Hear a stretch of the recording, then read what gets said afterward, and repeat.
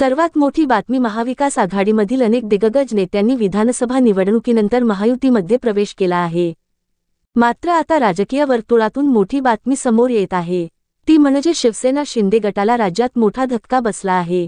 शिवसेना शिंदे गटाचे जिल्हा संपर्क प्रमुख शिवाजी सावंत आपल्या गटासह भाजपत प्रवेश करणार आहेत। शिवाजी सावंत हे शिवसेना शिंदे गटाचे आमदार तानाजी सावंत यांचे बंधू आहेत।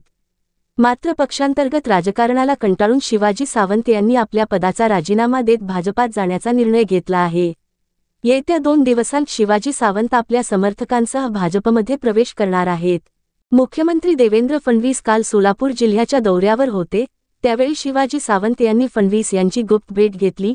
या भेटीनंतर त्यांनी आज भाजपात जाणार असल्याची घोषणा केली आहे। मुख्यमंत्री देवेंद्र फडणवीस यांच्या उपस्थितीत 2 दिवसात शिवाजी सावंत, माजी उपमहापौर दिलीप कोल्हे यांच्यासह शिवसेना पदाधिकारी, युवासेनेचे पदाधिकारी आणि महिला आघाडीचे पदाधिकारी भाजपमध्ये प्रवेश करणार आहेत। जिल्ह्यात शिवसेना शिंदे गटाला अंतर्गत गटबाजीचा मोठा फटका आहे।